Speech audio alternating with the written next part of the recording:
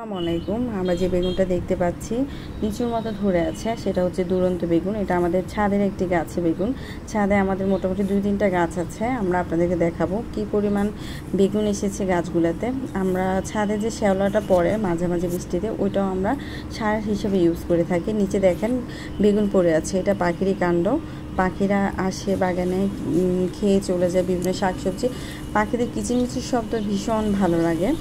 আমরা একটু একটু করে দেখলে আমরা খেয়াল করব যে বেগুনগুলো এখনও ছোট, এগুলো খাওয়ার উপযুক্ত হয়নি, তা খুব একটা ভিজিবল না।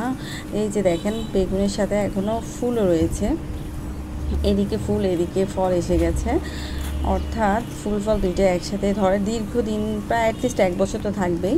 এই যে আমরা যে বেগুনটা দেখতে পাচ্ছি একটু খেয়াল করে দেখবেন, বেগুনে পোকা ধরে গিয়েছে। আমরা এই পোকা দমনের বাহিরে কোনো বা বাজারজাত কোনো জিনিস ইউজ করি না, আমরা নিজেরাই ওষুধ তৈরি করি। সেক্ষেত্রে আমরা 1 লিটার পানিতে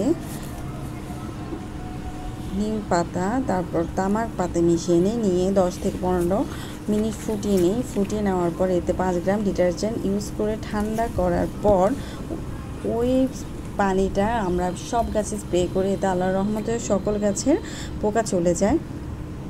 আমরা এই বেগুনটা দেখানোর পর আমাদের ছাদে আরেকটা বেগুন গাছ আছে, সেটা আপনাদেরকে দেখাবো। এই যে দেখতে পাচ্ছেন, উপর থেকে মনে হয় না যে এখানে কোনো বেগুন আছে। এই যে বেগুনটা দেখতে পাচ্ছি এটা হচ্ছে পার্পল কিং। আমরা কিন্তু সবাই এটাকে লম্বা বেগুন বলেই চিনি। দেখতে পাচ্ছেন এগুলো এখনও খাওয়ার উপযুক্ত হয়নি, এখনও আনম্যাচিউর, তাই এগুলো এখন হারভেস্ট করা হবে না। আপনাদেরকে দেখাচ্ছি, যেহেতু আমাদের সবসময় বাড়িতে আসা সম্ভব হয় না, আমাদের গাছপালাগুলো আপনাদেরকে দেখাচ্ছি যেন আপনারা ইন্সপায়ার্ড হন, নিজের খালি জায়গাগুলোতে বিভিন্ন শাকসবজি চাষ করেন। এই বেগটা তো খেয়াল করে দেখবেন যে এখনও গাছে ফুল রয়েছে। আমরা এই গাছগুলোতে সবসময় মানে কয়েকদিন পর ধরেন আপনি 1 সপ্তাহ পর যদি ওই স্প্রেটা করেন তাহলে কোনো পাতায় বা ফলে কোনো রকম পোকা দেখা যাবে না, আর এটা গাছেরও কোনো ক্ষতি করে না। মানে খুবই উপকারী একটা ওষুধ বলা যায়। যে বেগুনগুলো দেখতে পাচ্ছেন এগুলো আরও অনেক লম্বা হবে। আমরা এই বেগুনগুলো মাটিতেও লাগিয়েছি, এক্ষেত্রে মাটি আমরা খুব ঝরঝর করে রেখেছি ছাদে। যে দেখতে পাচ্ছেন, এই যে দেখতে পাচ্ছেন ফুল।